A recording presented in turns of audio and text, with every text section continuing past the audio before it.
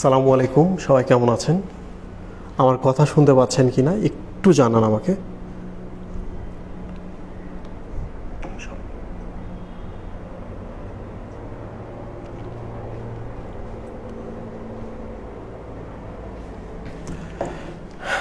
আজকে আমাদের টপিক হচ্ছে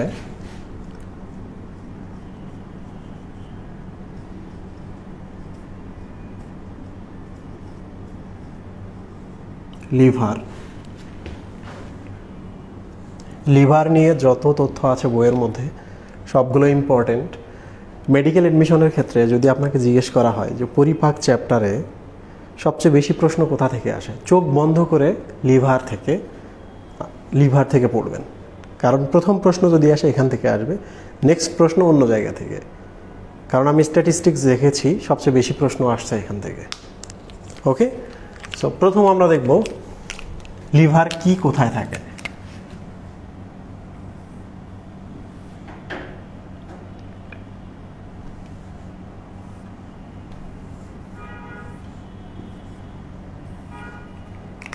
ইটস এ হিউম্যান বডি। হিউম্যানের এখানে এটা হচ্ছে বক্ষ গহ্বর আর এটা হচ্ছে উদর গহ্বর, আর এই মাঝখানে যে জিনিসটা দেখছেন দিস ইজ কল্ড ডায়াফ্রাম।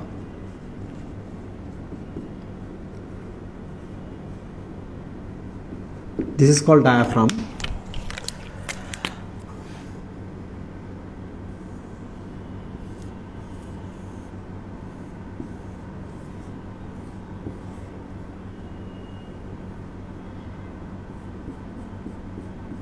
ডায়াফ্রামের নিচে এই যে জিনিসটা দেখতে পাচ্ছেন এটার নামই হলো লিভার। এটা আমাদের আসলে পেটে থাকে, বুকে নয়, পেটে থাকে বা উদর গহ্বরে থাকে। কখনো যদি প্রশ্ন করে বলেন তো লিভারটা কোথায় আছে, তাহলে উত্তর হচ্ছে ডায়াফ্রাম নামক যে পর্দাটা আছে এটার নিচে থাকে, উদর গহ্বরে থাকে। বেসিক দৃষ্টিতে এটা দুইটা লোব, ডানে এইটা একটা লোব, এইটা হচ্ছে বামে। ছবিটা আমার ছবি, এইটা ভাবেন আমার ছবি। এটা হচ্ছে ডান খণ্ড, এটা হচ্ছে বাম খণ্ড। এখন যদি আপনি উপর থেকে দেখেন তাহলে আপনি সবসময় পাবেন দুইটি খণ্ড। আবার আপনি যদি এই নিচ থেকে দেখেন তাহলে সবসময় আপনি চারটি খণ্ড দেখবেন, রাইট? তো চারটি খণ্ডের আসলে নাম কি আমরা দেখি। এক নম্বর হচ্ছে ডান খণ্ড, বাম খণ্ড, এইটা হচ্ছে ডান খণ্ড আর এইটা হচ্ছে বাম খণ্ড। ক্লিয়ার? আবার এই যে ডান খণ্ডের নিচে আরো দুইটা খণ্ড আছে, একটা দেখতে চার কোণাকার, এই জন্য এটাকে বলা হয় কোয়াড্রেট। কোয়াড্রি মানে হচ্ছে চার, সো কোয়াড্রেট। আর একটা খণ্ড দেখে মনে হয় এটা লেজের মতো, লেজ বা টেইল। 4 নম্বর খণ্ডটা দেখতে লেজের মতো বা টেইলের মতো। টেইলকে আমরা বলি কডা, কডাল মানে হচ্ছে টেইল বোঝায়, ওখান থেকে আসছে কডেট। সো আমরা দেখলাম লিভারটা কোন জায়গায় থাকে। লিভারের নিচেই কিন্তু কিডনি থাকছে, পাকস্থলী থাকছে, অন্য অন্য জিনিস থাকছে। তো দেখেন ডায়াফ্রামের নিচে দুই খণ্ড বেসিক্যালি, বাট বইয়ে যেটা আছে চার খণ্ড, এবং এটাই সত্যি, ডান বাম খণ্ড। এবং কোয়াড্রেট, কডেট। কোয়াড্রেটটা হচ্ছে চার কোণাকার, কডেটটা হচ্ছে কডাল বা লেজের মতো বা টেইলের মতো। বইয়ে একটা কথা বলা আছে যে এই খণ্ডগুলো অসম্পূর্ণ।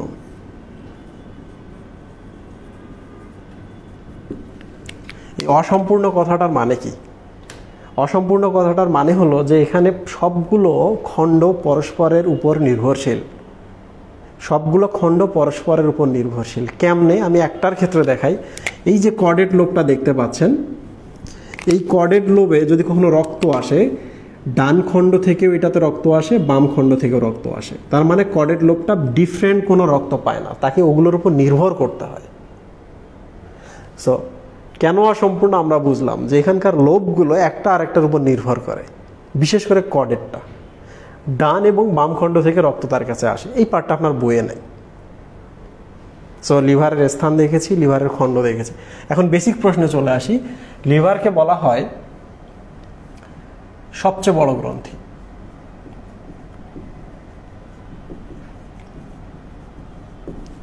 রাইট, সবচেয়ে বড় গ্রন্থি।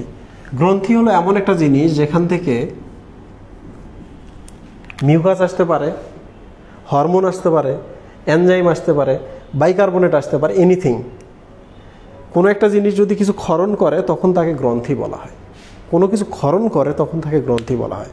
তো যাই হোক, এইটা আসলে কি গ্রন্থি?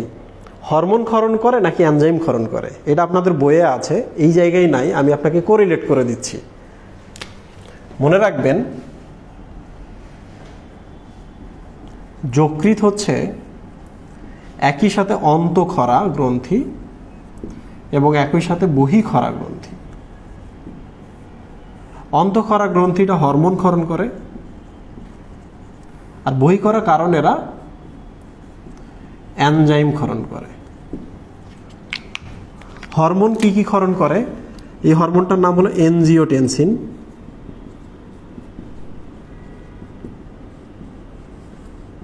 এরা হচ্ছে এনজিওটেনসিনোজেন। তাহলে যকৃৎ থেকে কি ক্ষরণ হয়? এটা হরমোন ক্ষরণ হয়, তার নাম হলো এনজিওটেনসিনোজেন। নাম দেখে আমরা বুঝতে পারি এটার আসলে কাজ কি। যেমন এনজিও শব্দের অর্থ হলো রক্তনালী, টেনশন শব্দের অর্থ হলো চাপ, জেন মানে হচ্ছে যারা জেনেসিস করে। তো যাই হোক না কেন, এটা ডিফারেন্ট বিষয়। শুধু মনে রাখবেন, এনজিওটেনসিনোজেন হরমোনটা রক্তনালীতে টেনশন বা চাপ নিয়ন্ত্রণ করে। দ্যাট মিনস রক্তচাপ নিয়ন্ত্রণ করে। রাইট? তাহলে আমাদের দেহের রক্তচাপ নিয়ন্ত্রণের জন্য যে হরমোনটা লাগে, এটা কোত্থেকে আসে?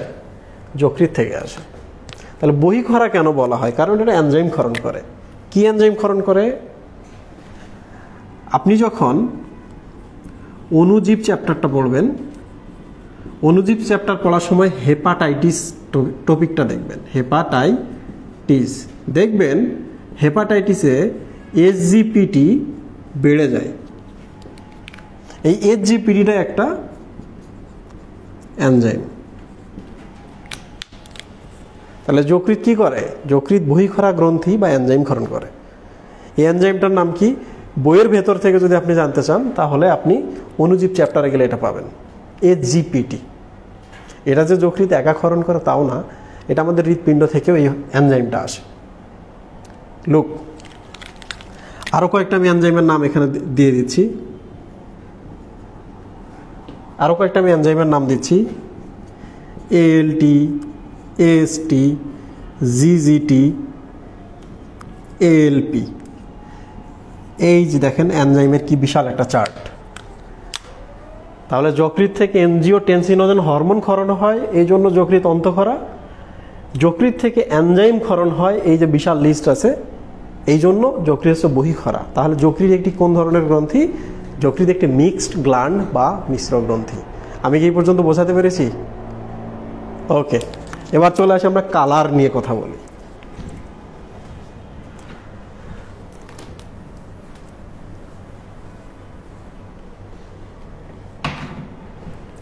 যকৃতের ক্ষেত্রে দেখবেন ভর দেওয়া আছে, এটা আপনার কাজ।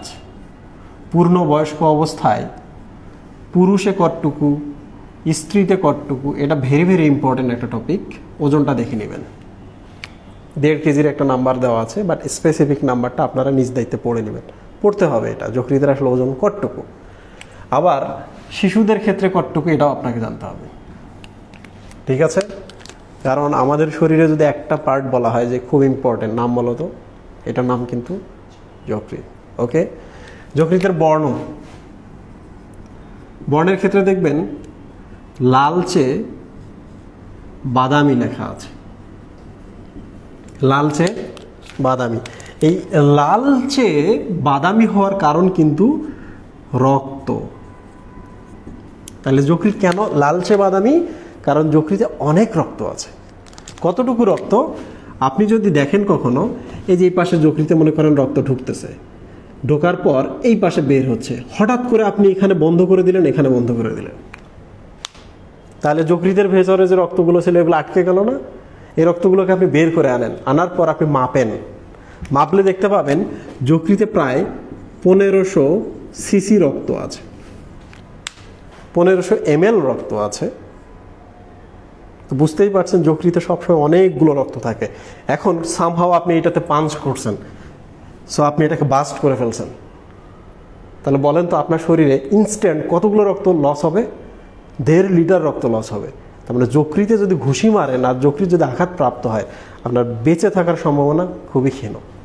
তো বন্ধুদের সাথে আড্ডাতেও খুব সাবধান ঘুষি মারার ক্ষেত্রে, রাইট? কলিজা ফাটাবেন না, রাইট মুহিব?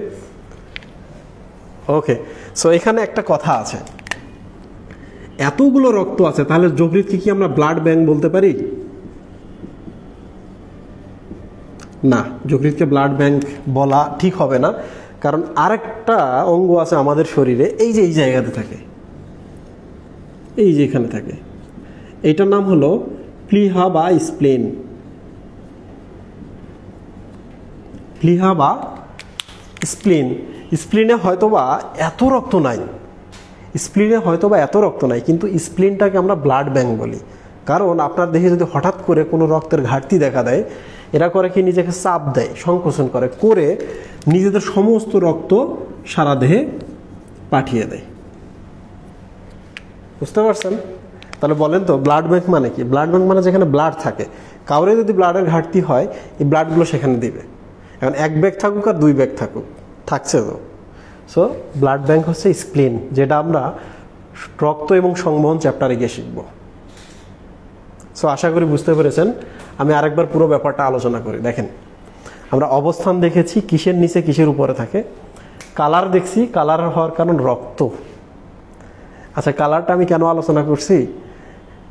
কখনো যদি কেউ অ্যালকোহল খায়, দীর্ঘদিন মদ খায়, তাহলে তার যকৃতের কালারটা চেঞ্জ হয়ে যায়, ডার্ক হয়ে যায়।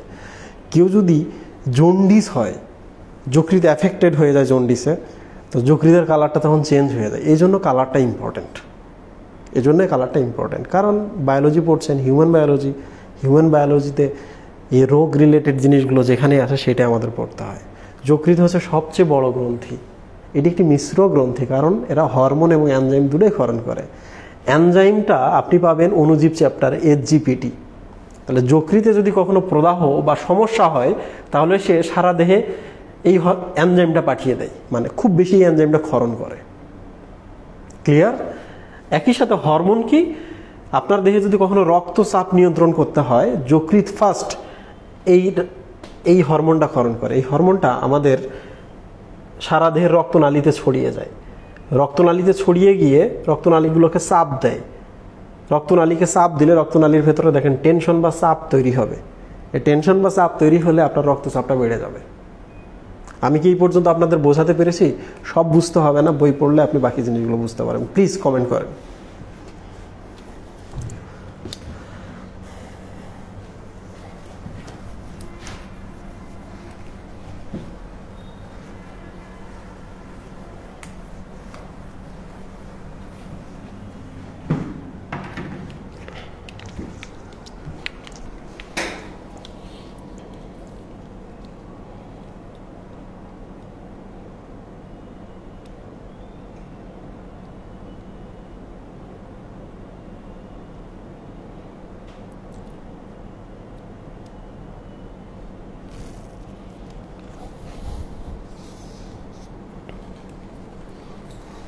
ওকে, সো আমরা এবার একটা স্পেশাল জিনিসটা আলোচনা করব।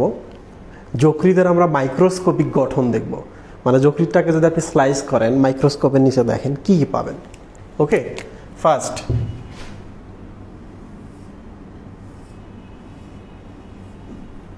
এটা হচ্ছে যকৃত।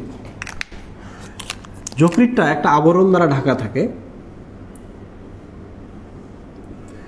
বুঝতেই পারছেন। এটা একটা ওষুধ। এই ওষুধটা যেমন গ্যাসের ওষুধগুলা, গ্যাসের ওষুধটা আমরা ক্যাপসুল বলি, কারণ কি এই আবরণটার নামই হচ্ছে ক্যাপসুল।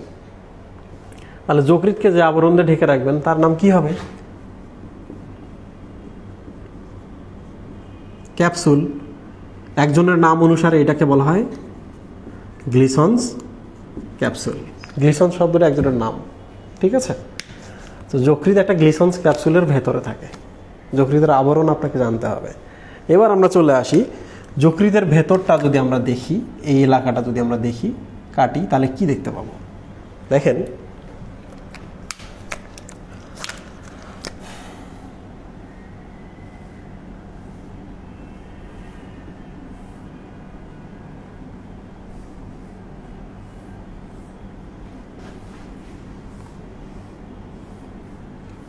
এইরকম আপনি কিছু ষড়ভুজাকার গঠন দেখবেন সবসময়। তাহলে যকৃৎটার ভেতরে যদি আপনি যান, এরকম আপনি ষড়ভুজাকার বা বহুভুজাকার কিছু গঠন দেখবেন। কি গঠন দেখবেন আমি আপনাকে বলি। এগুলোর ভেতরে অনেক কোষ আছে, ওকে? সো আমি এইভাবে দিলাম কোষগুলা, অনেক কোষ আছে।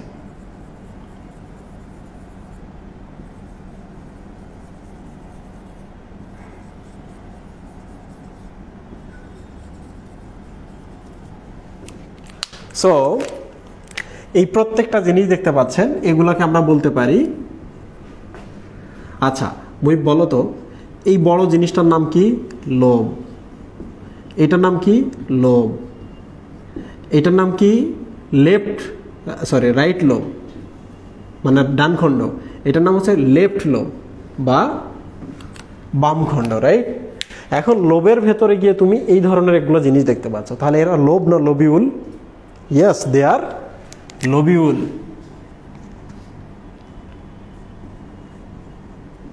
Lobule, right? তাহলে লোব মানে বোঝায় বড় খণ্ড, বড় খণ্ডের যে সাব খণ্ডগুলো আছে এগুলোর নাম হচ্ছে লবিউল। ক্লিয়ার? আচ্ছা, এবার দেখো, এগুলো হচ্ছে যকৃতের লবিউল, ঠিক কি না? এই জন্য এগুলোকে কি লবিউল আমরা বলতে পারি? ইয়েস, আমরা এটাকে হেপাটিক লবিউল বলতে পারি। দেখেন, মুহিব ভাই কিন্তু সব জানে। মুহিব ভাই ক্লাস করতে করতে মহাপণ্ডিত হয়ে গেছে। তো যকৃতের এই পুচকি পুচকি জিনিসগুলোর নাম হচ্ছে হেপাটিক লবিউল। ওকে, এতটুকু দেখেন। এখন দেখেন, প্রত্যেকটা লবিউলের মাঝখানে একটা গর্ত আছে। কি আছে? গর্ত আছে, মানে একটা পাইপ। এগুলো তো ত্রিমাত্রিক পাইপ। এটার মধ্যে একটা গর্ত আছে, এটার মধ্যে একটা গর্ত আছে। ওকে, এই পর্যন্ত বুঝতে পারছো? এইটার নাম হচ্ছে, যেহেতু সেন্ট্রালে আছে, কালার দেখেই বোঝা যাচ্ছে এটা ধমনী না, এটা হচ্ছে শিরা, রাইট?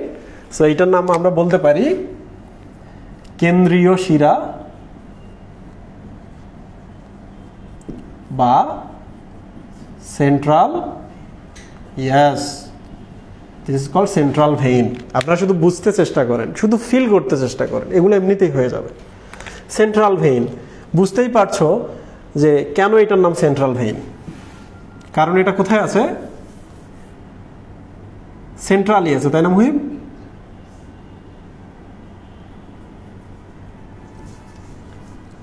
Central vein. এখন আপনারা আমাকে বলেন তো, নিশ্চয় কেউ না কেউ আসছে, কোনো ধমনী আসছে, এসে সব ধমনীগুলো সেন্ট্রাল ভেইন হয়ে গেছে, তাই না? কোন একটা অঙ্গে কি আসে? ধমনী আসে, এসে তারা সেন্ট্রাল ভেইন হয়ে যায়। প্রিয় স্টুডেন্ট, আমি এখানে একটা খুব অসাধারণ কনসেপ্ট দেওয়ার চেষ্টা করব, যেটা আপনাদের জন্য অসাধারণ, বোঝার চেষ্টা করবেন, জাস্ট বোঝার চেষ্টা করবেন।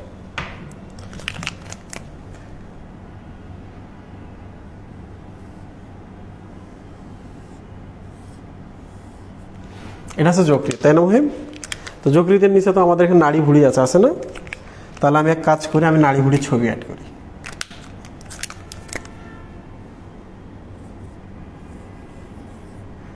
এগুলো হচ্ছে নাড়ি ভুঁড়ি। আপনারা বলেন তো, আপনি একটা খাবার খেয়েছেন, খাবারটা এখানে এসে পরিপাক হয়েছে কিনা?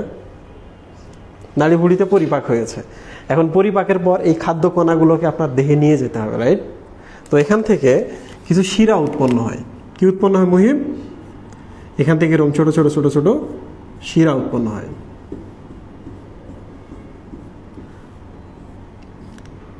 এই যে শিরা উৎপন্ন হচ্ছে, রাইট? এখন এগুলা এইখানকার পরিপাকনালী খাবারগুলাকে নিজেদের মধ্যে নিছে, নেওয়ার পর এরা এখন হৃৎপিণ্ডে যাবে। কোথায় যাবে মুহিব? This is heart.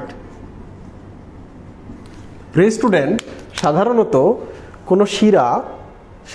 কোনো শিরা কৌশিক জালিকা থেকে উৎপন্ন হয়ে হার্টে চলে যায়, কিন্তু মাঝে মাঝে কিছু শিরা হার্টে যাওয়ার আগে একটা ইন্টারমিডিয়েট বা মধ্যবর্তী অঙ্গে প্রবেশ করে।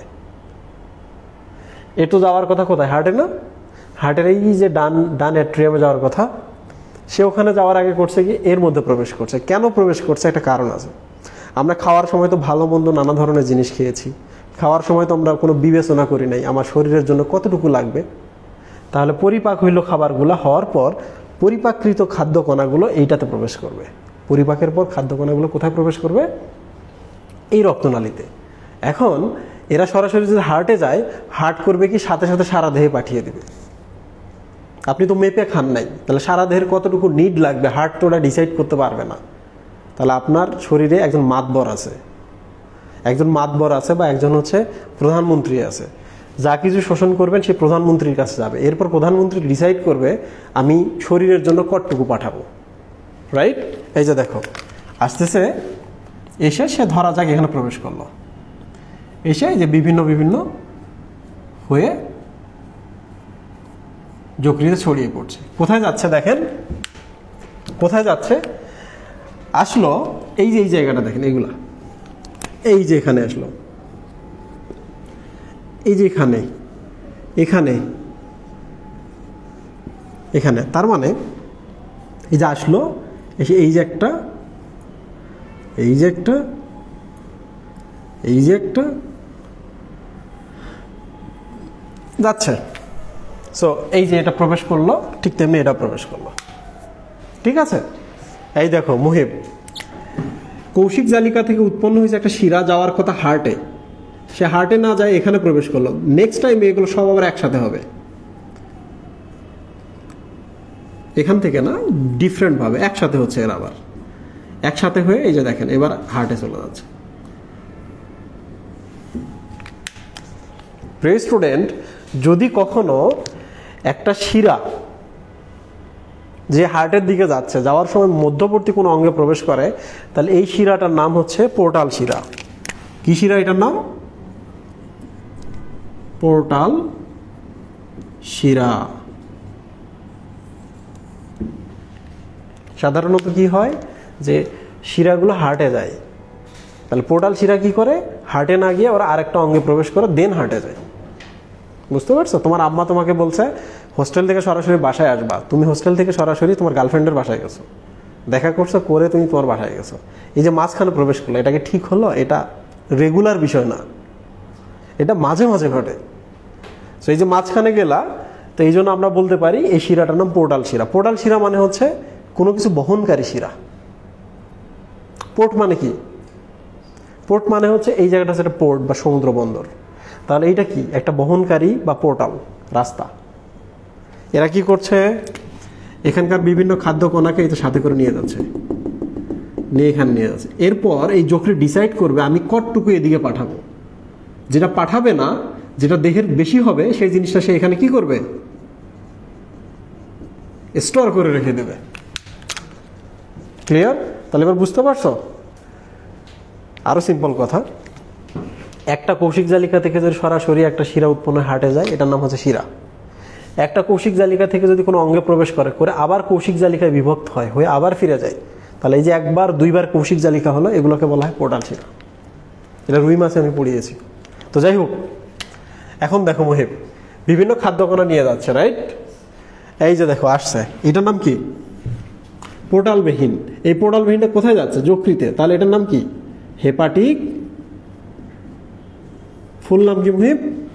Hepatic portal vein, hepatic portal শিরা। এবার বলেন তো, এরপরে যে এই যে শিরাটা তৈরি হয়েছে, এই শিরাটার নাম কি? এটার নাম অনলি হেপাটিক,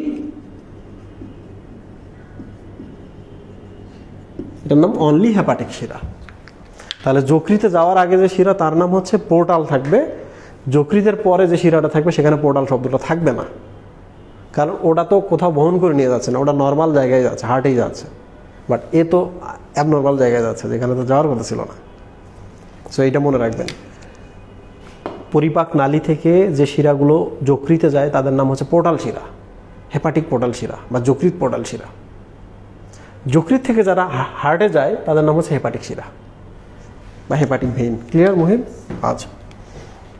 আচ্ছা, আমি কি আপনাদের বোঝাতে পারছি? কোনো প্রবলেম হচ্ছে কি না প্লিজ একটু বলেন।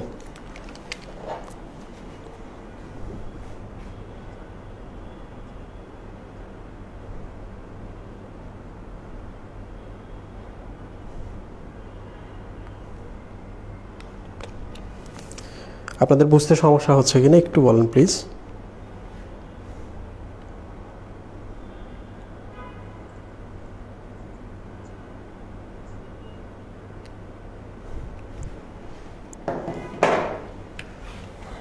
আচ্ছা দেখেন, তাহলে মুহিব বলো তো এটার নাম কি ছিল? হেপাটিক পোর্টাল শিরা। তাহলে সে যকৃতে প্রবেশ করলো, এবার যকৃতের বিভিন্ন লোবিউলে যাচ্ছে।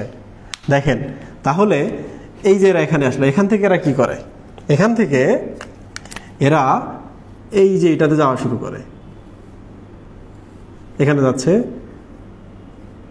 এখান থেকে এই যে এখানে যাচ্ছে, এখান থেকে এই যে এখানে যাচ্ছে, তাহলে এখান থেকে এখানে যাচ্ছে, সেম এখান থেকে এখানে যাচ্ছে, এখান থেকে এখানে যাচ্ছে, রাইট? তারপর এই যে সবাই মিলে আসলো না, এরা এবার একসাথে হয়ে এখান থেকে একটা বের হবে, এইটা থেকে একটা বের হবে, এইটা থেকে একটা বের হবে, এই যে এরা সবাই মিলে আবার কোথায় যাবে মুহিব? কোথায় যাবে? হার্টে যাবে। সো হেপাটিক পোর্টাল শিরা আসলো, এসে এরা সবাই মিলে আবার একসাথে হয়ে সেন্ট্রাল ভেইনে চলে গেল। তাহলে এই যে যাওয়ার সময় একটু খেয়াল করেন, যাওয়ার সময় কাদের সাথে দেখা হচ্ছে? যকৃতের এগুলো কি? এগুলোর নাম কি মুহিব? এগুলোর নাম হচ্ছে যকৃৎ কোষ, যাদেরকে আমরা বলি হেপাটোসাইট। হেপাটো শব্দের অর্থ যকৃৎ, সাইট মানে কোষ। তাহলে এরা কেন যাচ্ছে? কারণ এই হেপাটোসাইটগুলো পাশ দিয়ে যাওয়ার সময় হেপাটোসাইটগুলো প্রসেসিং করতেছে, এই যে এখান থেকে রক্ত নিচ্ছে, নিয়ে প্রসেসিং করতেছে, করে আমি কতটুকু রাখবো, কতটুকু পাঠিয়ে দিব। সো এরা কিন্তু চারপাশ জুড়ে দেখেন আছে, এই নালীটা দেখেন চারপাশ জুড়ে আছে, দেখছেন? তাহলে এগুলো কি মুহিম? হেপাটোসাইট। প্রিয় স্টুডেন্ট, হেপাটোসাইটগুলো দেখেন না সাইকেলের স্পোকের মতো আছে না এখানে? এটা যদি কেন্দ্র হয় তাহলে দেখেন না, কেন্দ্র থেকে সাইকেলের স্পোকের মতো এরা সজ্জিত হয়ে আছে, রাইট? ওকে, সো ব্লাকগুলো হচ্ছে হেপাটোসাইট। এইটার নাম কি? এইটার নাম হচ্ছে হেপাটিক পোর্টাল শিরা। Actually it's a hepatic vein বা হেপাটিক। ক্লিয়ার? ওকে, সো এইটাই না, এরপর আর কি ঘটনা ঘটবে? আচ্ছা, যকৃতের নিজের জন্য কি রক্তের সাপ্লাই আসছে? যকৃতের কোষগুলো খাওয়ার জন্য। আমাদের কিডনির জন্য রক্তের নালী আছে, ব্রেনের জন্য হার্ট থেকে রক্তের নালী আসছে, ধমনী। যকৃতের জন্য কোনো ধমনী আমরা দিয়েছি? দেই নাই। তাহলে এই যে দেখেন, হার্ট থেকে একটা ধমনী কিন্তু আসে যকৃতে, কারণ যকৃতের কোষগুলোর জন্য তাকে অক্সিজেন পাঠাইতে হবে।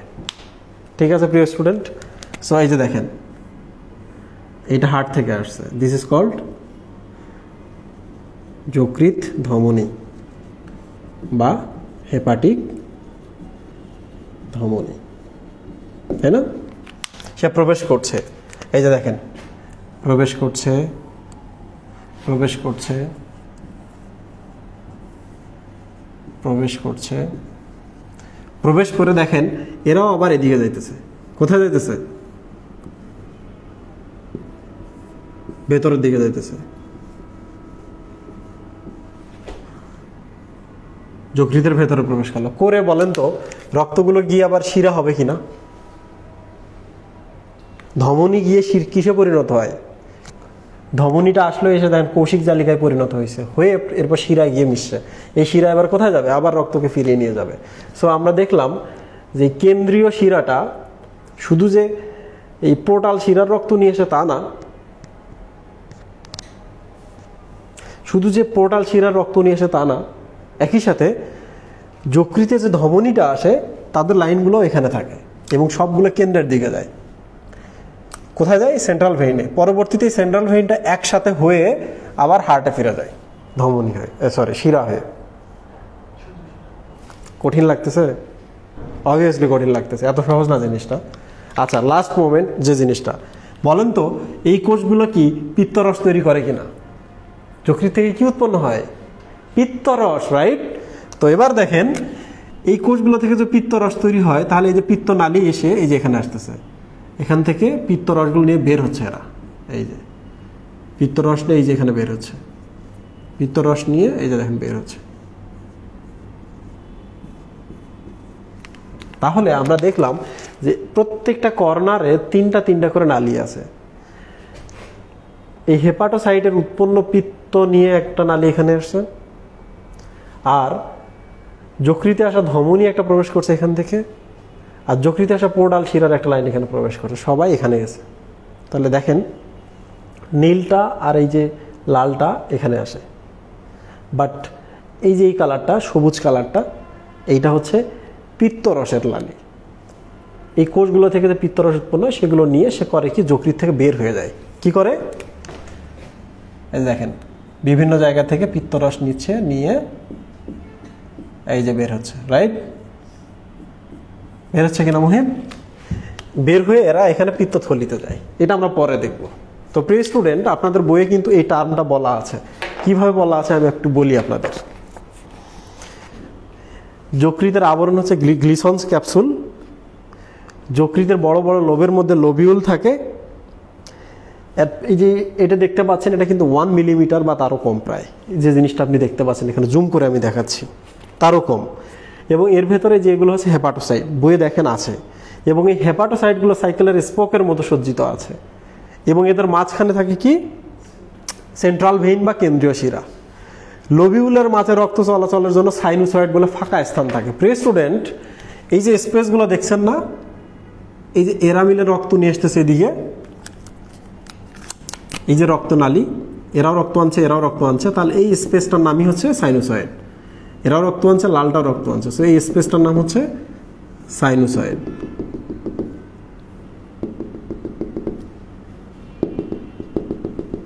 কি থাকে? ইয়েস, দেখেন, হোয়াট ইজ সাইনুসয়েড? সাইনুসয়েড মানে হলো সাইনাস, ওয়েড মানে হচ্ছে মতো, সাইনাসের মতো। আমরা তো জানি সাইনাস মানে হচ্ছে গহ্বর, গহ্বরের মতো। তাহলে এই যে রক্তনালী, এই ব্লু কালার এবং রেড কালার যে রক্ত নিয়ে আসতেছে, এই স্পেসটাকে বলা হচ্ছে বেশ গহ্বরের মতো, যেখানে রক্ত আছে। সো এটার নামই হচ্ছে গহ্বরের মতো বা সাইনাসের মতো বা সাইনুসয়েড। তাহলে আমরা সাইনুসয়েডও পেলাম। এরপরে লাস্ট মোমেন্টে কিন্তু একটা লাইন লেখা আছে, দেখেন ভালো করে লেখা আছে যে লোবিউলের সংযোগস্থলে। এই যে এটা একটা লোবিউল, এটা একটা লোবিউল, এটা একটা লোবিউল, তিনজনের সংযোগস্থলে এই জায়গাটা না? দেখেন সংযোগস্থলে কি লেখা আছে? পরিবৃত্ত ধমনী। এই যে লালটা হচ্ছে ধমনী, যেটা কোত্থেকে আসছে?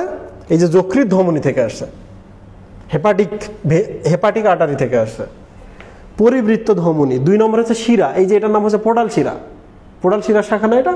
ইয়েস, পোর্টাল শিরা। আর এইটা হচ্ছে পিত্তনালী। তাহলে লোবিউলগুলো সংযোগস্থলে 3টা। এদিক যদি একটা লোবিউল থাকে, এইটা এইটার এইটা এর মাঝখানে 3টা। এদিক যদি একটা লোবিউল থাকে, এদিকে একটা থাকে, তাহলে ওইটা এইটা আর এইটার মাঝখানে এখানে 3টা। বুঝতে পারছেন? প্রত্যেকটা হেপাটিক যে লোবিউল আছে, লোবিউলের কর্নারে 3টা করে নালী থাকে। 3টা নালী কি? একটা ধমনী, একটা শিরা, আর একটা হচ্ছে পিত্তনালী। প্রিয় স্টুডেন্ট, আশা করছি এই পর্যন্ত বুঝতে পেরেছেন। এর থেকে আর বেশি কিছু জানার দরকার নেই। এখন আমি চলে আসি এই যে এখানে। ক্লিয়ার? কোথায়? এই যে এই জায়গায়। এই যেগুলো কি পিত্তনালী না? সবাই মিলে পিত্তরস নিয়ে আসতেছে।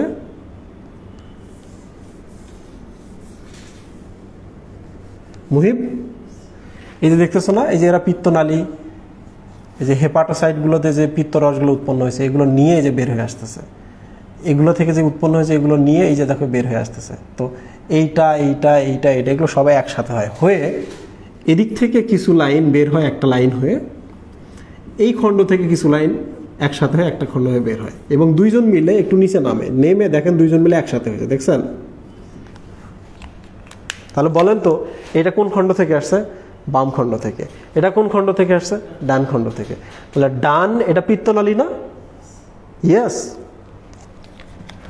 এটা পিত্তনালী না।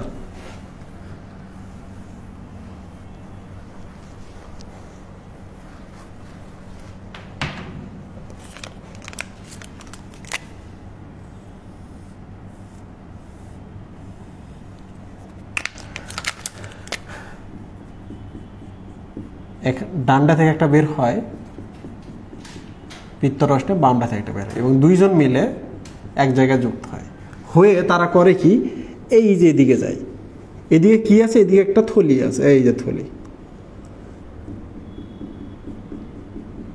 রাইট? দিস দ্য থলি। তাহলে দেখেন আমি লাল কালার দিচ্ছি, এই যে পিত্তরসগুলো নেমে আসতেছে, এসে এইখানে যাচ্ছে, এই যে নেমে আসতেছে, নেমে এখানে যাচ্ছে। এই রাস্তা দিয়ে যখন আসে এরা পেরিস্টালসিস প্রক্রিয়ায় আসে। পরিপাক নালীতে যেমন খাদ্যকে আমরা চিপিয়ে চিপিয়ে নামাইছি না, এখানেও কিন্তু ওইভাবে আসে পেরিস্টালসিস প্রক্রিয়া। এখন অনেকে ভাবে নিচে নামলো, নেমে আবার উপরে গেল, গ্রাভিটির বিপরীতে কেমনে গেল? দেখেন পেরিস্টালসিস নামক প্রক্রিয়ায় গ্রাভিটির কোনো রোল নাই। সো আমি যদি খাই কোনো কিছু, আমি যদি এইরকম হয়ে থাকি, মাথা নিচে রাখি, তারপরেও কিন্তু পেরিস্টালসিস প্রক্রিয়ায় খাদ্যটা নিচ থেকে আমার পাকস্থলীর দিকে যাবে, আমি যদি উল্টা হয়েও থাকি।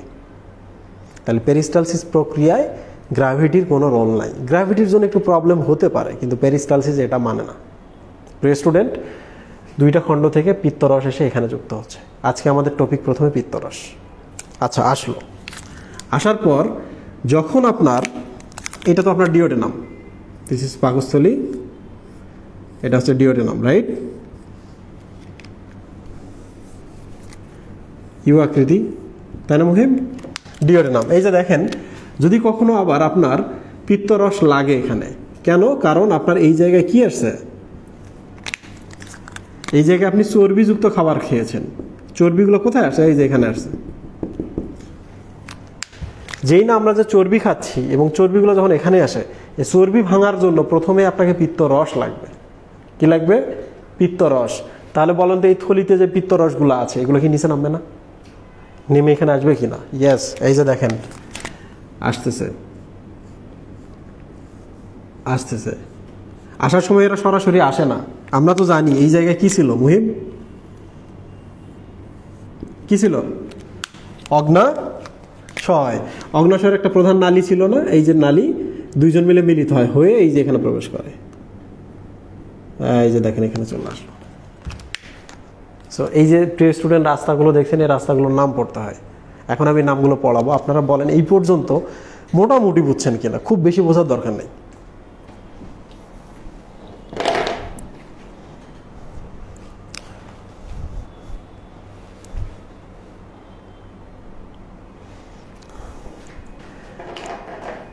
একজন প্রশ্ন করেছে যে ম্যাক্রোফেজ কিভাবে জীবাণু ধ্বংস করে।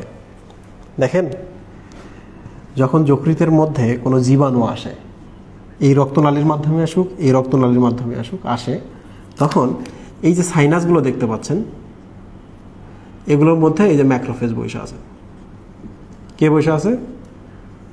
ম্যাক্রোফেজ।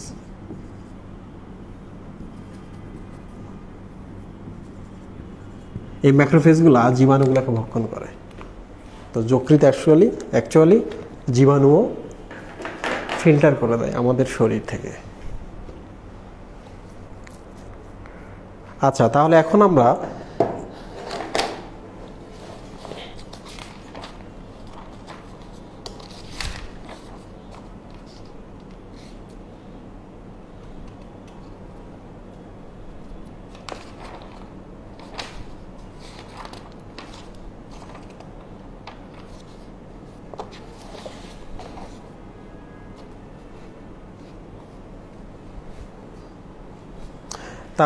আমরা এই নালীগুলোর নাম শিখব। পিত্তনালী যে রাস্তাটায় আসতেছে, এটা পরীক্ষায় আসে। দেখেন, এই নালীটা, এটা লেফট খণ্ড, এটা হচ্ছে রাইট খণ্ড। এই নালীটা আসছে লেফট থেকে, এই জন্য এটার নাম হচ্ছে বাম যকৃৎ নালী। বা লেফট হেপাটিক ডাক্ট। তাহলে এখন আমরা দেখতেছি যে পিত্ত রসগুলো কোন পথে যায়। যেহেতু এই পিত্ত নালীগুলো সবগুলো একসাথে হয়ে বাম খণ্ড থেকে বের হয়েছে, এই জন্য এইটার নাম হচ্ছে বাম যকৃৎ নালী, বাম যকৃৎ খণ্ড থেকে আসছে। তাহলে এইটার নাম কি হবে মুহিব? এটার নাম হবে ডান যকৃৎ নালী।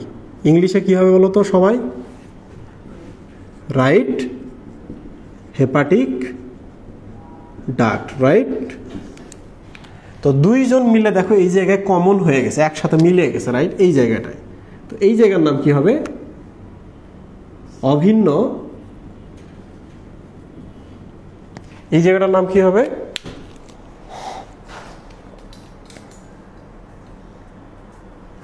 এই জায়গাটার নাম কি হবে? দুইটা যকৃৎ নালী যেখানে মিলিত হয়েছে এটার নাম হলো অভিন্ন যকৃৎ নালী বা কমন হেপাটিক ডাক্ট। ডাক্ট অনেকে বুঝতে পারছে না, এই ডাক্ট মানে হচ্ছে নালী, রাইট। তাহলে এটা বাম যকৃৎ নালী এবং ডান যকৃৎ নালী একসাথে এই যে এই জায়গায় একসাথে হয়েছে, মোহনা। তো এরপর যে রাস্তাটা আসছে এটা তো দুইজন মিলে আসছে, রাইট, এটা কমন নালী দুইজনের জন্যই। সো এই জন্য আমরা এখানে দিছি কমন। এটাও হেপাটিক ছিল, এটাও হেপাটিক ছিল, সো এটা কমন নালী, কমন হেপাটিক ডাক্ট। এখন দেখেন আসলো, এসে এই যে এখানে ওয়েট করছে। প্রশ্ন হচ্ছে যে এই থলিটার কি দরকার ছিল? এরা তো এই পাশে গিয়ে এখানে যাইতে পারতো, গিয়ে চর্বিকে পরিপাক করতে পারতো, তাই না মুহিব? না, পারতো না। কারণ আমি তো সবসময় চর্বি খাচ্ছি না, কিন্তু সবসময় পিত্তরস উৎপন্ন হচ্ছে 24 আওয়ার্স। তা আমি এখন চুপচাপ না খেয়ে আছি, একদিন না খেয়ে আছি, তাহলে সারাক্ষণ ধরে এখান থেকে কি আসবে? পিত্তরস আসবে। থলিটা যদি আমি কেটে ফেলি, যাদের পাথর হয় তাদের কিন্তু থলি কেটে ফেলে, তাহলে এখান থেকে বের হবে, বের হবে, বের হয়ে এখানে আসবে। এটা ভালো হবে? সারাক্ষণ ধরে তোমার এই জায়গায় পিত্তরস এসে উপস্থিত হবে সারাক্ষণ ধরে। পিত্তরস কিন্তু খুব খারাপ, যখন দরকার নেই তখন খুব খারাপ। কারণ পিত্তরস এই পরিপাক নালীর পেরিস্টালসিস বাড়ায়। পেরিস্টালসিস কিন্তু অস্বাভাবিকভাবে বেড়ে গেলে আপনার ডায়রিয়া হবে, মানে সংকোচন প্রসারণ যদি বেড়ে যায় ডায়রিয়া হবে। তো আমাদের কি করতে হবে? যখন আমি চর্বি খাবো, খাবার খাবো, ঠিক তখনই যেন এগুলো আসে। তাহলে এখান থেকে যেহেতু সারাক্ষণ ক্ষরণ হয়, আমরা এখানে এসে এগুলোকে রেখে দিচ্ছি। সারাক্ষণ ক্ষরণ হচ্ছে, এখানে রেখে দিচ্ছি। যখন দরকার, দেখেন যখন দরকার হয় তখন এই ডিওডেনামের এই কোষ থেকে একটা হরমোন বের হয়। কি বের হয়? হরমোন। এই হরমোনের নাম হলো কোলেসিস্টোকাইনিন। কোলেসিস্টোকাইনিন। এই কোলেসিস্টোকাইনিন গিয়ে এই দেয়ালগুলোকে সংকুচিত করে।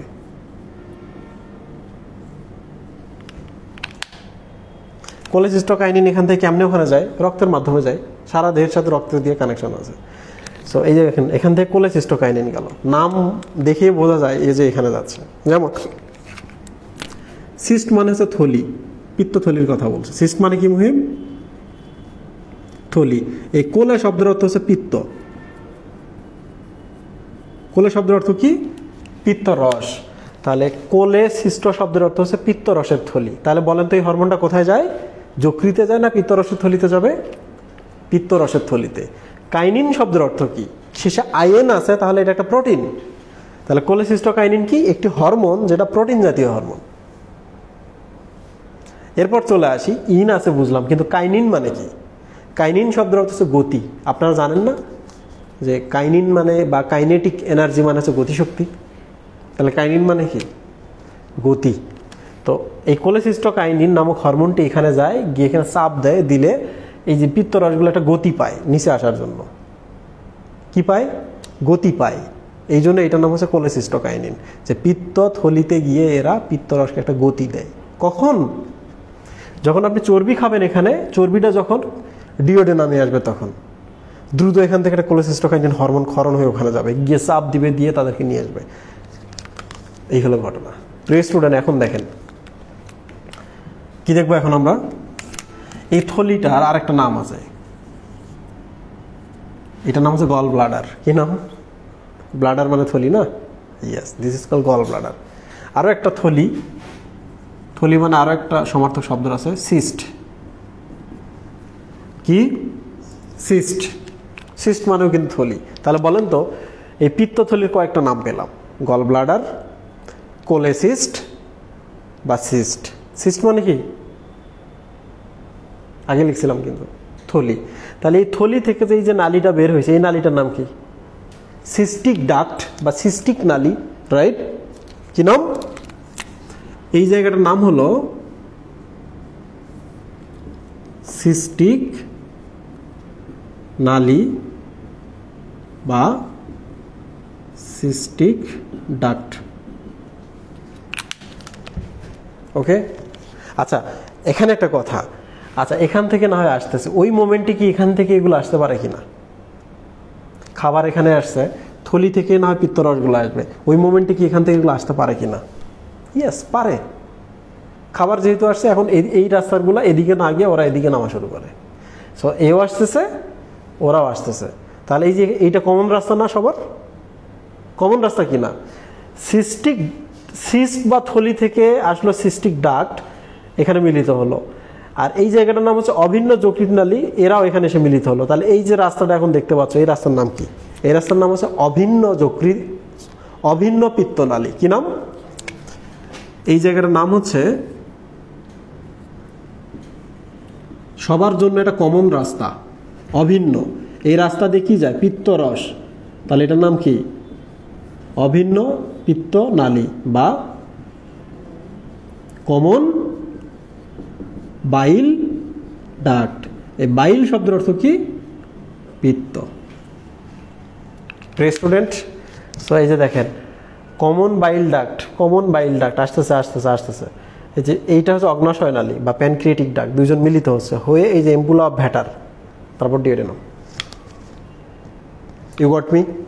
আমি একটা ব্রেকে যাব, তার আগে আমি কয়েকটা প্রশ্ন করবো, আপনারা দ্রুত কমেন্টের আনসার দিবেন।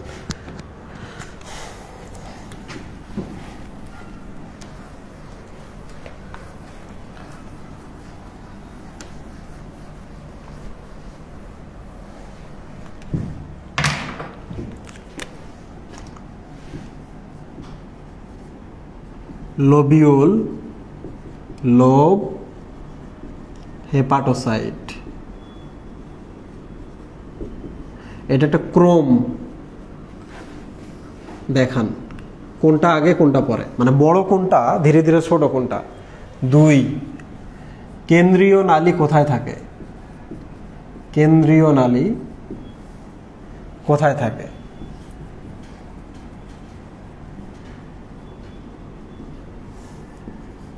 3, যকৃতের যে ম্যাক্রোফেজগুলোর নাম আমি বলেছি এগুলোর নাম কাপ্ফার কোষ। ক্লিয়ার? কাপ্ফার কোষ। 3 নম্বর হলো যে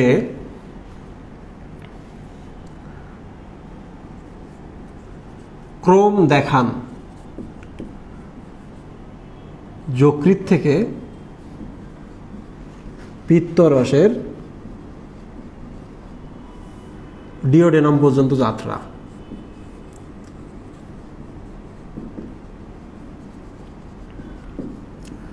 মানে এই যকৃত থেকে এই ডিওডেনাম পর্যন্ত পিত্তরসগুলো কিভাবে যাচ্ছে এটার আপনারা একটা ক্রম দেখান। এখন আমি এখানে আপনাদের একটা হিন্টস দিই। প্রথম দিই হচ্ছে ডান যকৃত, বাম যকৃত, এখান থেকে নালী হয়, হয়ে তারা একসাথে মিলিত হয়, হয়ে তারা কোথায় যায়? একটা থলিতে।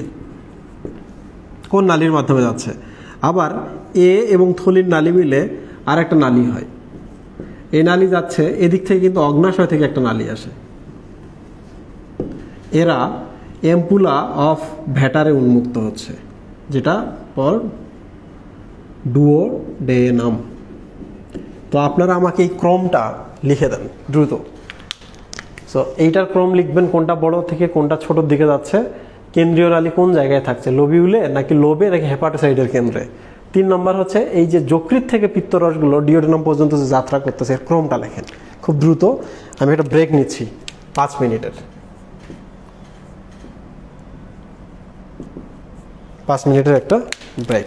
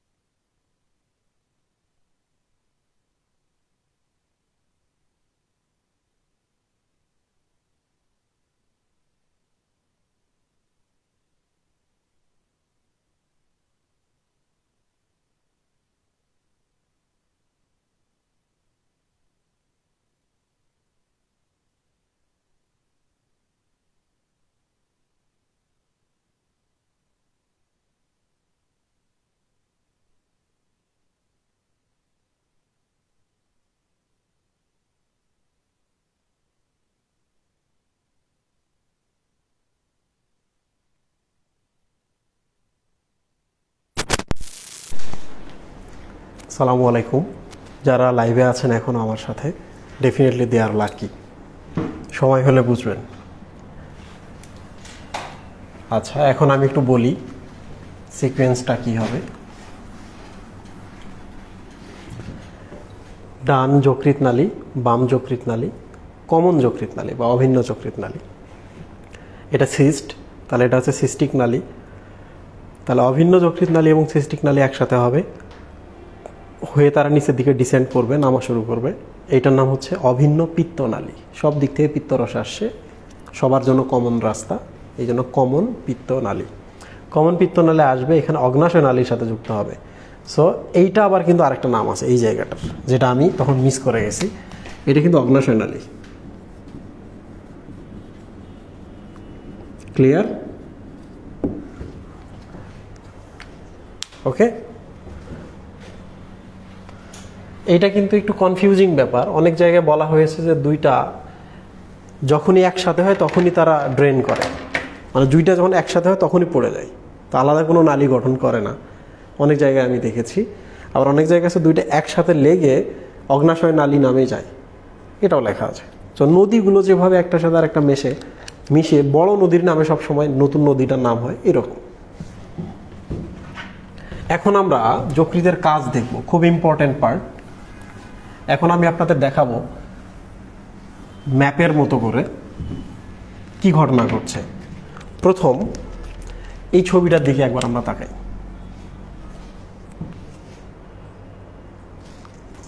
সাউন্ড ঠিক আছে?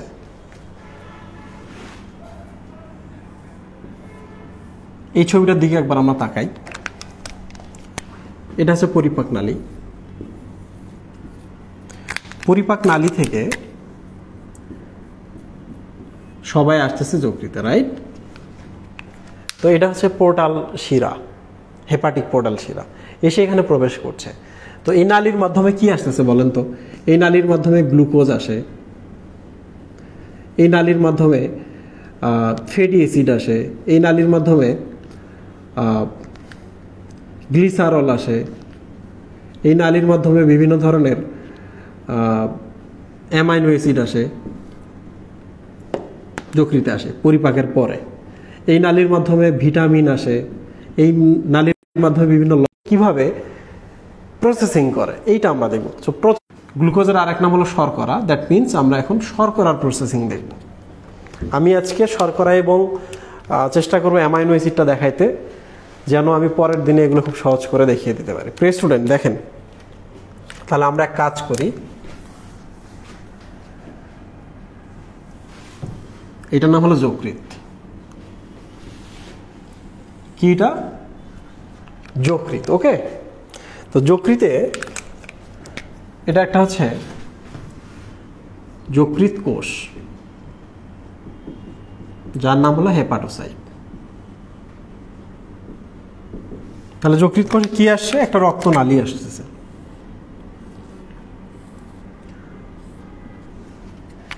তাই না? ওই যে যকৃৎ কোষে কি যাচ্ছে? রক্তনালীর মাধ্যমে। এটার মাধ্যমে কি যাচ্ছে? ধরা যাক গ্লুকোজ যাচ্ছে, এই যকৃতের মধ্যে যাচ্ছে বা যকৃতের একটা কোষের মধ্যে যাচ্ছে, রাইট? এখন প্রথম যে কথাটা, সেটা হলো গ্লুকোজটা যদি যকৃৎ কোষে প্রবেশ করতে চায় তাহলে কি প্রবেশ করে বলেন তো? এই যে এই জায়গায় একজন ভদ্রলোক লাগবে, তাই না?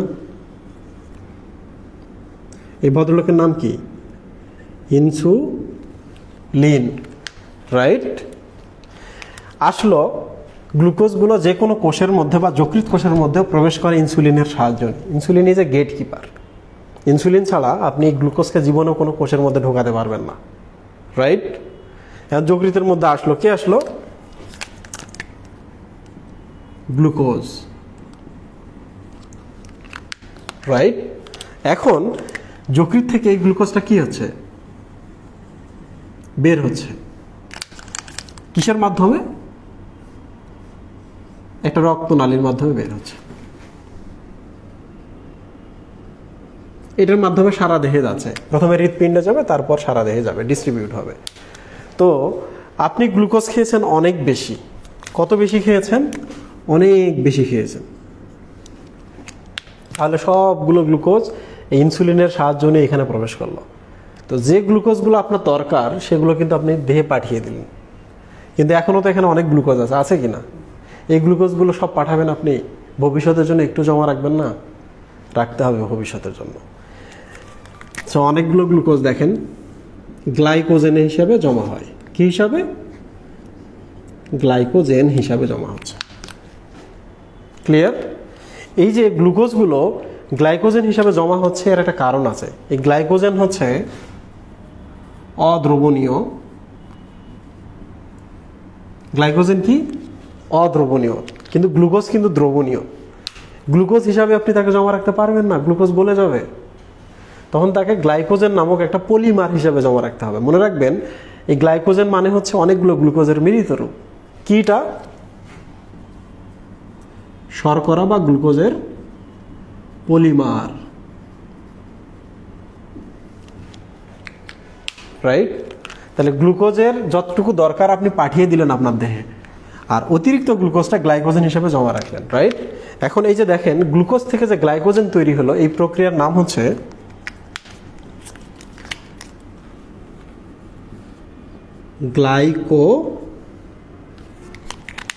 এই প্রক্রিয়ার নাম হচ্ছে জেনেসিস। কি নাম মুহিব? গ্লাইকোজেনেসিস। তাহলে যকৃৎ কি করলো? যকৃৎ সঞ্চয় করতেছে। তাহলে এটা হচ্ছে যকৃতের সঞ্চয়ী কাজ বা স্টোরেজ কাজ। কি কাজ? স্টোরেজ বা সঞ্চয়ী কাজ। তাহলে আমরা শর্করার সঞ্চয় দেখলাম কিভাবে সঞ্চয় করতেছে। এখন প্রশ্ন হইতেছে যে আপনার দেহে আপনি এত খাইছেন, খাওয়ার সময় আপনার হুঁশ ছিল না, যেটা আমরা বিয়ে বাড়িতে গেলে করি, কিংবা ফ্রেন্ড ট্রিট দিছে, ফ্রেন্ডের বাসায় গিয়ে আমরা এত খাই ভাত, এত খাই যে আপনার দেহে এত বেশি গ্লুকোজ দরকার, একটা তো পাঠাইছেন, বাকিগুলো আপনি গ্লাইকোজেন হিসাবে জমা করছেন, কিন্তু গ্লাইকোজেনের তো একটা লিমিট আছে, যে আমার শরীরে বা আমার এই যকৃৎ কোষটাকে এতটুকু পর্যন্ত গ্লাইকোজেন রাখতে হবে, এর বেশি তো আপনি গ্লাইকোজেন বানাইতে পারবেন না। তাহলে এখন এই অতিরিক্ত গ্লুকোজটাকে আপনি কি বানাবেন? চর্বি বা লিপিড, ঠিক না? তাহলে আমরা এখানে লিখি লিপিড তৈরির প্রক্রিয়ার নাম হচ্ছে লিপোজেনেসিস।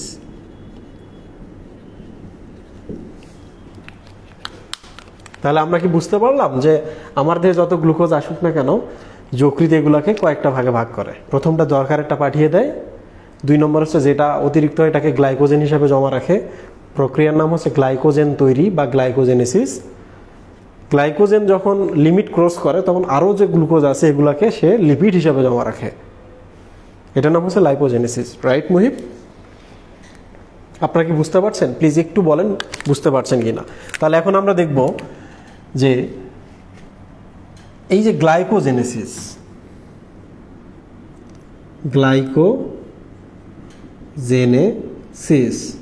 এবং লাইপোজেনেসিস এই দুইটাই হইল কিন্তু ইনসুলিন নামক হরমোনটার জন্য। কোন হরমোনটার জন্য মুহিব? ইনসুলিন নামক। এই ইনসুলিন না থাকলে জীবনেও গ্লুকোজ আসতে পারতো না, আর গ্লুকোজ যদি না আসে তাহলে গ্লাইকোজেনও তৈরি হবে না, লিপিডও তৈরি হবে না। তাহলে সব কোনটা হরমোন নিয়ন্ত্রণ করছে? ইনসুলিন। এই জন্য বইয়ে বলা আছে গ্লাইকোজেনেসিস প্রক্রিয়া এবং লাইপোজেনেসিস প্রক্রিয়াটা ইনসুলিনের কারণে ঘটে বা ইনসুলিন দ্বারা উদ্দীপ্ত হয়। You got me? প্লিজ একটু বলেন, তাড়াতাড়ি বলেন।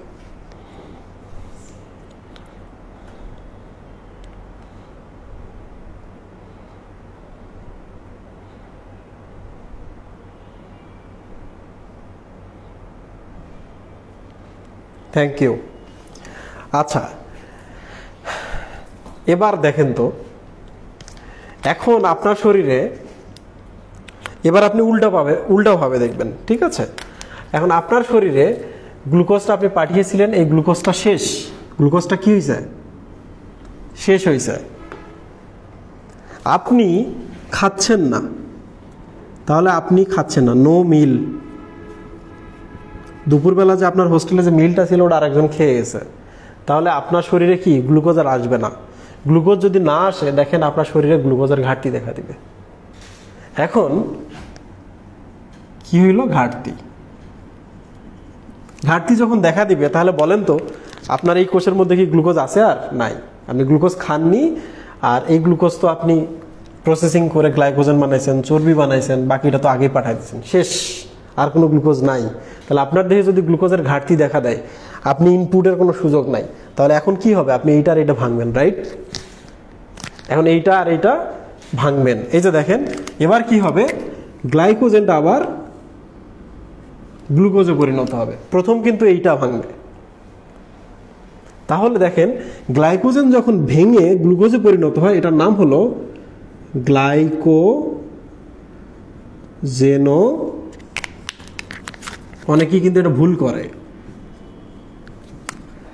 এই যে দেখেন এখানে জেনো শব্দটা আছে, দিস ইজ কল্ড গ্লাইকোজেনোলাইসিস। মানে গ্লাইকোজেনটাকে আপনি ভাঙছেন কখন? যখন আপনি খাচ্ছেন না, যখন আপনার ক্ষুধা লাগছে। আমি খুব কমন একটা উদাহরণ দিই।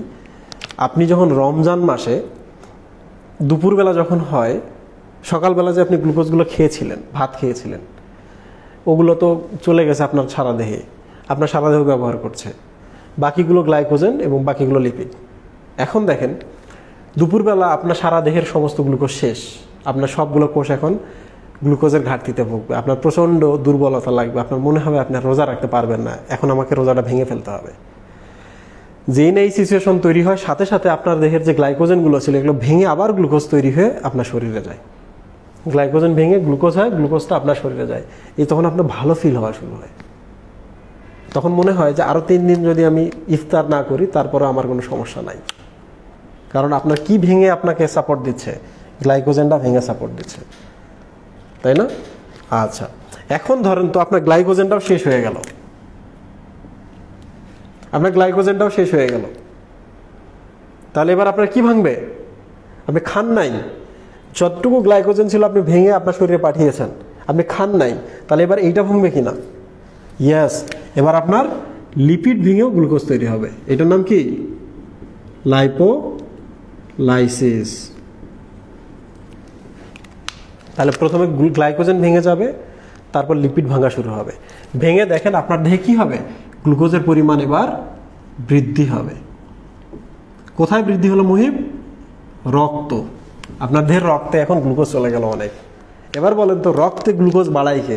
ইনসুলিন না গ্লুকাগন? Glucagon, yes. তাহলে আপনার দেহে গ্লুকাগন আছে, সে কি করছে? আপনার দেহে গ্লাইকোজেনোলাইসিস ও লাইপোলাইসিস ঘটাচ্ছে। এই দুইটার মাধ্যমে গ্লুকাগন কি করলো? রক্তে গ্লুকোজ বৃদ্ধি করছে। এই যে ভেতরে এনে প্রথমে গ্লাইকোজেন এবং আপনি লিপিড বানাইলেন, এই প্রক্রিয়া বাড়ালো ইনসুলিন, আর উল্টো প্রক্রিয়া দিয়ে রক্তে গ্লুকোজ বাড়াচ্ছে গ্লাইকোজেন। You got me? আপনারা কি আমার কথা সব বুঝতে পারছেন? যদি বোঝেন প্লিজ একটু বলেন যে এই পর্যন্ত আপনারা বুঝতে পেরেছেন।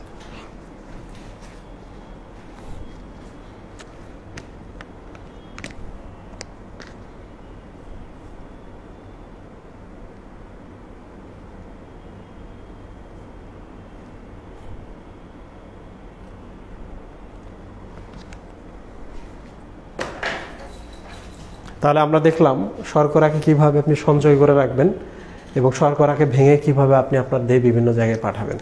আচ্ছা বলেন তো এই প্রক্রিয়াটার মাধ্যমে কি আপনার দেহের কি কনস্ট্যান্ট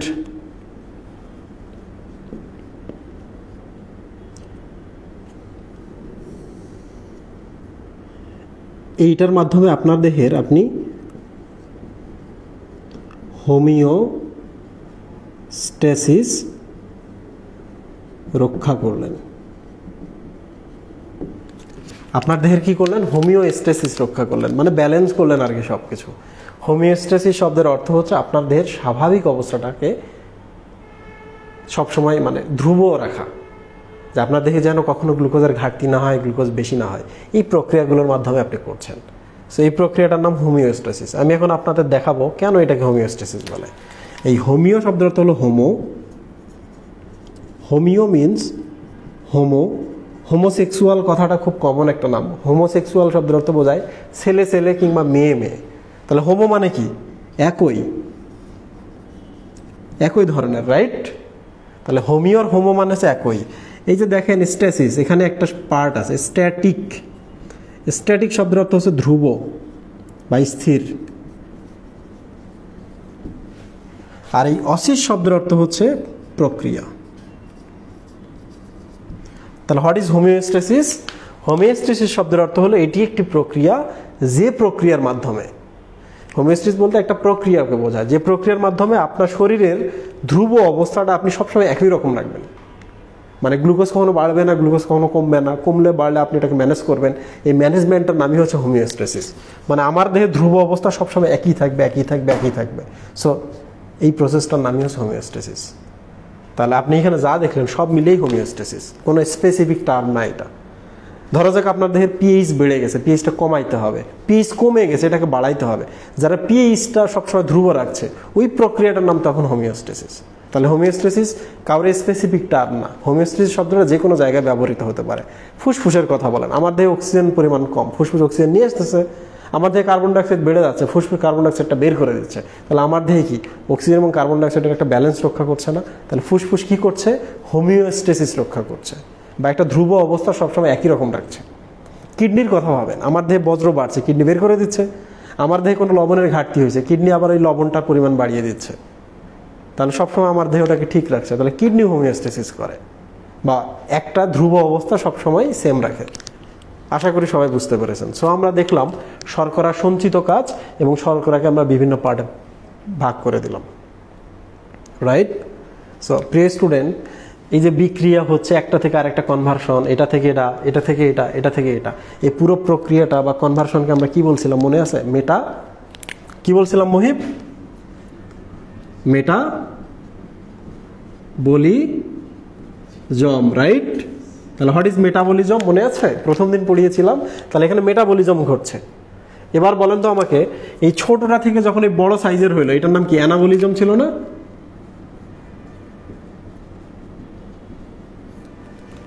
আবার এই বড়টা থেকে যখন ছোট কেটে কেটে টুকরা টুকরা হচ্ছে, এটার নাম কি ছিল?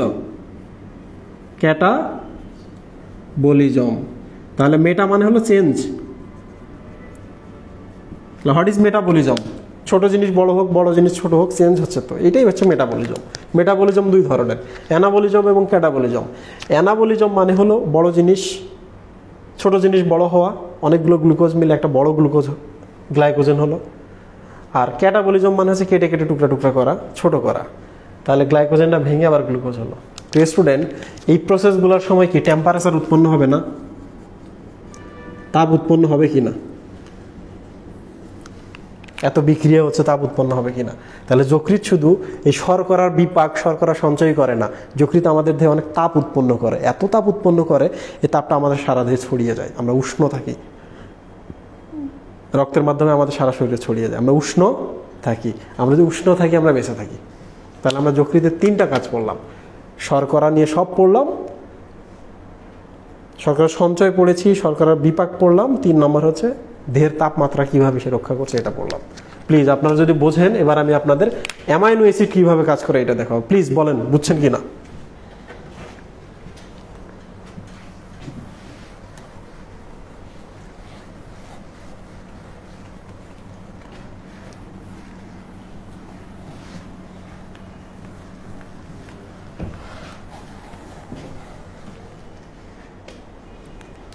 সেম ব্যাপার। প্রথমে আমরা একটা যকৃতের কোষ আর্ট করলাম, অ্যামাইনো অ্যাসিড।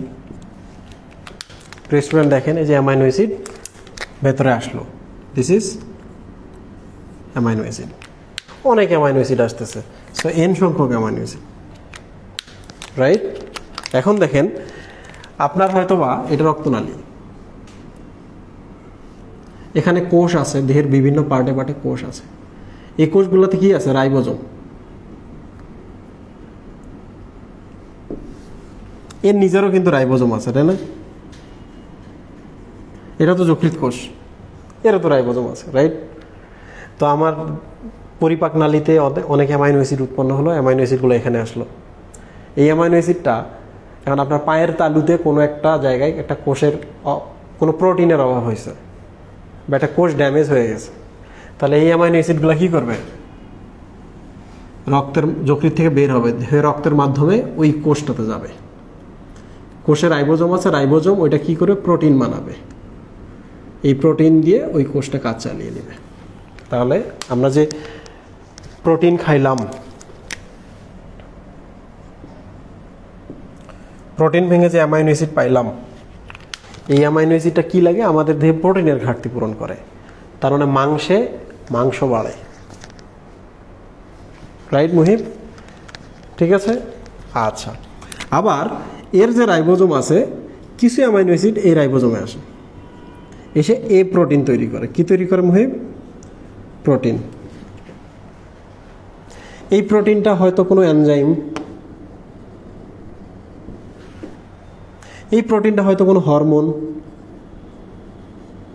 কোন হরমোনের নাম আমরা আজকে শিখলাম? এনজিওটেনসিনোজেন। এই প্রোটিনটা হয়তো রক্তের প্রোটিন বা প্লাজমা প্রোটিন। কিটা? Plasma protein. অ্যাকচুয়ালি এই যকৃৎ কোষের মধ্যে যে অ্যামাইনো অ্যাসিডগুলো আসে, এরা রাইবোজোমে এসে প্লাজমা প্রোটিনে পরিণত হয়। প্লাজমা প্রোটিন তাদেরকে বলা হয় যে প্রোটিনগুলো রক্তে ভেসে ভেসে থাকে। What is plasma protein? যে প্রোটিনগুলো রক্তে বা রক্তের প্লাজমাতে ভেসে থাকে তাদের নামই হচ্ছে প্লাজমা প্রোটিন। কয়েকটা প্লাজমা প্রোটিনের আমি নাম বলি। ট্রান্সফেরিন। কি? ট্রান্সফেরিন। ট্রান্সফেরিন নামে পরে কথা বলবো। আলফা ফিডোপ্রোটিন। আরও আপনারা নাম শুনেছেন ক্লোটিং ফ্যাক্টর বা রক্ত জমাট বাঁধার ফ্যাক্টর। রক্ত জমাটের ফ্যাক্টর পড়ছেন না? রক্ত জমাট বাঁধার 13টা ফ্যাক্টর। তাহলে এগুলো যকৃতেই উৎপন্ন হয়। কোথায় উৎপন্ন হয়? যকৃতে। কয়টা ফ্যাক্টর? 1, 2, 3, 4, 5, 6, 7, 8, 9, 10, 11, 12, 13। এই 13টা ফ্যাক্টর কোথায় উৎপন্ন হয়? যকৃতে। স্টুডেন্ট, এখানে একটু কনফিউশন আছে। সেটা হলো এই 4 নম্বর যে প্রোটিনটা, এটার নাম অ্যাকচুয়ালি ক্যালসিয়াম আয়ন। এগুলো কি? রক্ত জমাট বাঁধার প্রোটিন বা রক্ত জমাট বাঁধার ফ্যাক্টর। 4 নম্বর ফ্যাক্টরটা অ্যাকচুয়ালি ক্যালসিয়াম আয়ন। আপনারা রক্ত পড়েছেন। সো ক্যালসিয়াম তো আর প্রোটিন না। তাহলে বলেন তো, যকৃৎ যে প্লাজমা প্রোটিন বা রক্ত জমাট বাঁধার ফ্যাক্টর উৎপন্ন করে, কোনটা করে না? 4 নম্বরটা করে না। যেহেতু আমাদের দেহে 6 নম্বরটা নাই, তাহলে 6 নম্বরটা করে না, রাইট? এই যে এখানে দেখেন আপনারা 8 নাম্বারটা করে না। ঠিক আছে? তাহলে এই কয়েকটা জিনিস আপনাদের মনে রাখতে হবে। কেন? কারণ এইটা হচ্ছে ক্যালসিয়াম আয়ন, এটা প্রোটিন না। এইটা নাই, তাহলে এটা কেমনে তৈরি করবে? আর এইটা যেটা, সেটা হচ্ছে নন প্রোটিন ফ্যাক্টর। তাহলে রক্ত জমাট বাঁধার সব ফ্যাক্টর তৈরি হয় কোথায়?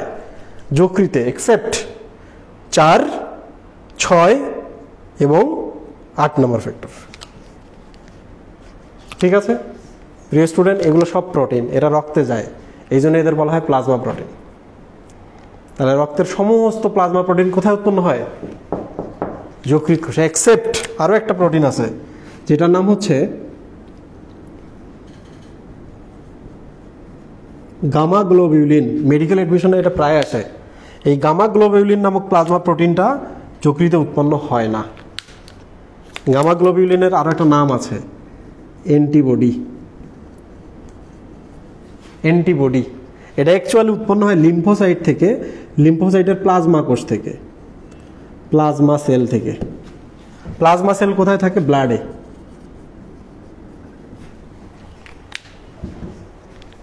কিছু বুঝছো? বোঝো নাই?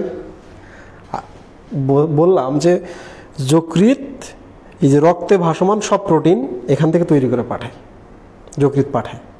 এখন ঘটনা হইতেছে এই রক্তে আবার নিজে একটা প্রোটিন তৈরি করে। ওটা কি যকৃৎ তৈরি করলো? রক্ত নিজেই করছে, ওটা ডিফারেন্ট। ওইটার নাম কিন্তু গামা গ্লোবিউলিন বা অ্যান্টিবডি। ওটা রক্তেই তৈরি হয়। ঠিক আছে?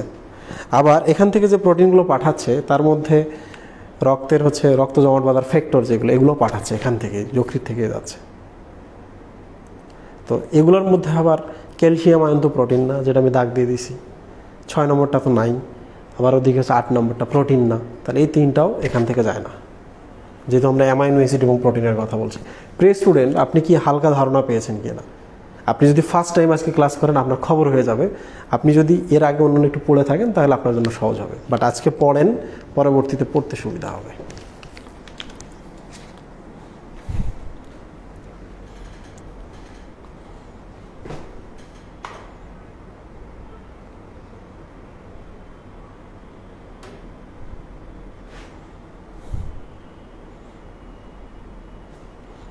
গ্লুকোনিওজেনেসিস কী জিনিস এটা আমি তখন পড়াই নাই শর্করা পড়ানোর সময়, ওইটা আমি লিপিড পড়ানোর সময় পড়াবো। এই যে গ্লিসারল ফ্যাটি অ্যাসিড পড়ানোর সময় এটা পড়িয়ে দিব।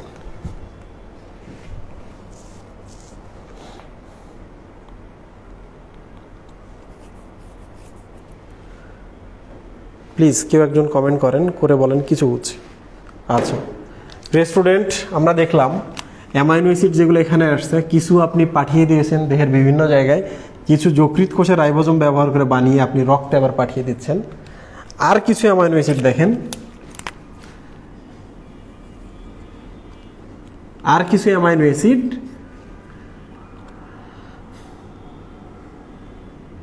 ধরা যাক যে অ্যামাইনো অ্যাসিড কিছু অতিরিক্ত হয়ে গেছে। কি হয়েছে মুহিব?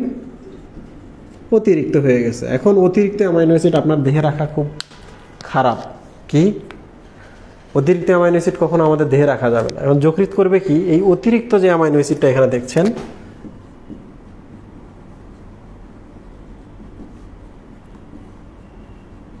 এটা হচ্ছে অ্যামাইনো অ্যাসিডের একটা সংকেত। এই অতিরিক্ত যে অ্যামাইনো অ্যাসিডগুলো এগুলাকে শরীর থেকে একবার নিষ্ক্রিয় করে বের করে দেবে। তাহলে আপনারা যখন মাংস খান খেয়াল রাখবেন, দরকার যতটুকু মাংস ততটুকুই খাবেন। পেট ভরায় মাংস খেয়ে আসলে কোনো লাভ নাই। আপনার দেহের জন্য যতটুকু দরকার ততটুকু আপনার দেহে কাজ করে, বাকিগুলো সব বের হয়ে যাবে। কেন মাংসের পেছনে এত সময় নষ্ট করবেন, এত টাকা কেন নষ্ট করবেন? লোক এখন যকৃৎ করবে কি, এই যে এমিন মূলকটা আছে, এমিন মূলকটাকে এই অ্যামাইনো অ্যাসিড থেকে বের করে দিবে। দিলে কি হয় দেখো, এই দেখো NH2 আসলো প্লাস, আর এই যে এই পার্টটাকে আমরা বলি কিটো অ্যাসিড। এই পার্টটাকে আমরা কি বলবো ভাই? খেয়াল করে দেখো এখানে অ্যাসিড মূলক আছে, সো দিস ইজ এ কিটো অ্যাসিড। যকৃৎ কি করছে? অ্যামাইনো অ্যাসিডগুলোকে এখন নিষ্ক্রিয় করছে। অ্যামাইনো অ্যাসিড নিষ্ক্রিয় করতে হলে লাগে এমিনো মূলকটা ধরে টান দাও, তাহলে এই অ্যামাইনো অ্যাসিডটা নিষ্ক্রিয় হয়ে যাবে। অ্যামিনো অ্যাসিডটা টান দিয়েছে, টান দিয়ে যে বের করলো, পাশাপাশি এই জিনিসটা ওই যে এখানে, this is called keto acid. So এই যে প্রসেসটা দেখলেন এইখান থেকে এমিনটা বের করা, এটাকে বলা হয় ডিএমিনেশন। কি বলা হয় মুহিব? ডিএমিনেশন। বলো তো ডিএমিনেশন কোথায় ঘটে? যকৃতে ঘটে। ক্লিয়ার? ডিএমিনেশন। ডি মানে হচ্ছে রিমুভ করা এমিন মূলকটাকে, ডিএমিনেশন। শন মানে তো প্রক্রিয়া, তাহলে যে প্রক্রিয়ায় এমিন মূলকটাকে ডি বা রিমুভ করে তাকে বলা হয় ডিএমিনেশন। ক্লিয়ার? আচ্ছা, এবার দেখেন এই কিটো অ্যাসিডটার কাজ কি। এই কিটো অ্যাসিডটা আমাদের মাইটোকন্ড্রিয়ায় যায়। কোথায় যায় মুহিম? মাইটোকন্ড্রিয়ায় যায়, গিয়ে সে এটিপি উৎপন্ন করতে পারে, but this ATP is not sufficient enough. কিটো অ্যাসিডটাকেও আমাদের দেহে ব্যবহার করে শক্তি উৎপন্ন করতে পারে। বাকি রইল কি এমিনটা। এখন দেখেন এরপর কি হয়, এই NH2 সাথে হাইড্রোজেন যুক্ত হয়, হয়ে এই দুইজন মিলে তৈরি করে NH3। এটার নাম কি? এটার নাম কি মুহিব? অ্যামোনিয়া।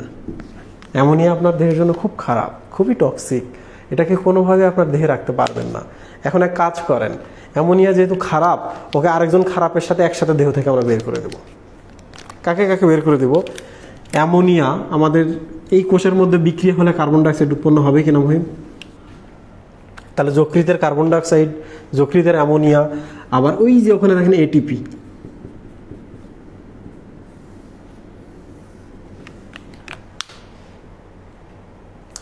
এটিপি সাহায্য লাগে আর কি এই খারাপ দুইটাকে বের করতে, ধাক্কা দেওয়া লাগে। সো এটিপি, খারাপ কার্বন ডাইঅক্সাইড এবং খারাপ অ্যামোনিয়া একসাথে এদেরকে একটা চক্রে প্রবেশ করিয়ে দেওয়া হয়। এরা এই তিনজন মিলে এই চক্রে প্রবেশ করে। এই চক্রটার নাম হচ্ছে অর্নিথিন চক্র। কি চক্র মুহিব? অর্নিথিন চক্র। আমি রেচনতন্ত্র এই চ্যাপ্টারটা পড়াই, এই টপিকটা পড়াই রেচনতন্ত্রে গিয়ে, বর্জ্য ও নিষ্কাশন বলে যে চ্যাপ্টারটা আছে। সো এরা তিনজন মিলে এই চক্রের মধ্যে প্রবেশ করে। এই চক্রের মধ্যে প্রবেশ করলে তিনজন মিলেই ইউরিয়া উৎপন্ন হয়। কি উৎপন্ন হয় মুহিব? ইউরিয়া। ইউরিয়া এবার যকৃৎ থেকে রক্তনালীর মাধ্যমে বের হয়ে গেল। কোথায় যাবে? এই যে দেখেন আমাদের কিডনি দিয়ে এই যে মূত্র, তাহলে ইউরিয়াটা এই পাশে গেল, কিডনি হয়ে এই যে দেখেন বের হয়ে যাচ্ছে মূত্রের মাধ্যমে। সো এবার বলেন তো, ইউরিয়াটাকে দেহ থেকে বের করলো কে? কিডনি। বাট ইউরিয়াটা প্রোডাকশন করলো কে? যকৃৎ। ইউরিয়া কোত্থেকে আসছে? এই অ্যামিনো অ্যাসিড থেকে আসছে। ইউরিয়া কোন চক্রের মাধ্যমে উৎপন্ন হয়েছে? অর্নিথিন চক্রের মাধ্যমে। অর্নিথিন চক্রে কে প্রবেশ করে? অ্যামোনিয়া। অ্যামোনিয়া কোত্থেকে আসছে? এমিন মূলক এবং হাইড্রোজেনের সাথে। এরা আবার কোত্থেকে আসছে? এমিন মূলক আসছে কোথা থেকে? ডিএমিনেশন প্রক্রিয়ায়। আপনারা কি বুঝতে পেরেছেন পুরো ব্যাপারটা? প্লিজ যদি বুঝতে পারেন একটু জানান।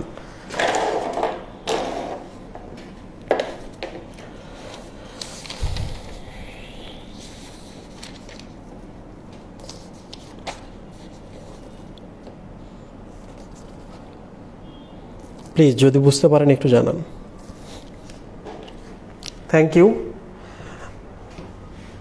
আমাদের প্রথম পার্টটুকু পড়তে অনেক সময় চলে গেছে, এই জন্য আমরা আজকে এই জায়গা পর্যন্তই শেষ করছি। আপনাদের সাথে আমার নেক্সট শিডিউল ডেতে ইনশাল্লাহ আবার দেখা হবে। নেক্সট শিডিউল ডে কবে মুহিব? সোমবার ইনশাআল্লাহ। আপনারা লেগে থাকেন, আমি চেষ্টা করছি চ্যাপ্টারটা শেষ করার জন্য। যতক্ষণ আমার পক্ষে আর কি এনার্জি দেওয়া সম্ভব আমি শেষ করব। যদি সম্ভব না হয় দেন হয়তো বা স্টপ করে দিতে পারে, বাট আই এম ট্রাইং। ভালো থাকবেন, সুস্থ থাকবেন, আবার দেখা হবে। আল্লাহ হাফিজ।